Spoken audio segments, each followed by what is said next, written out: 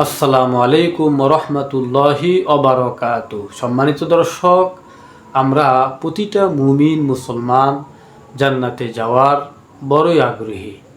তো আসুন আজ এমন একটি আমল জেনে নিব যা করলে অতি সহজে জান্নাতে যাওয়া যাবে। সহিহ বুখারীর 6306 নম্বর বর্ণনায় এসেছে, হযরতে শাদ্দাদ ইবনে আউস রাদিয়াল্লাহু তাআলা আনহু থেকে বর্ণিত।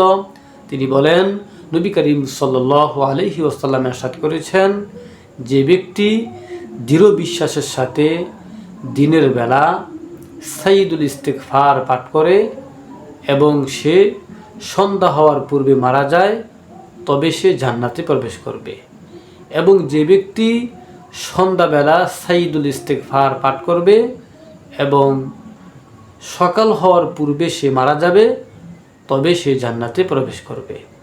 সুবহানাল্লাহ। সাইয়্যিদুল ইস্তিগফার হলো, আল্লাহুম্মা আনতা রব্বি লা ইলাহা ইল্লা আনতা খলাকতানি ওয়া আনা আবদুকা ওয়া আনা আলা আহদিকা ওয়া ওয়া'দিকা মাস্তাতা'তু আউযু বিকা মিন শাররি মা সানা'তু আবুউ লাকা বিনি'মাতিকা আলাইয়া ওয়া আবুউ বিযামবি ফাগফিরলি ফাইন্নাহু লা ইয়াগফিরুয যুনুবা ইল্লা আনতা।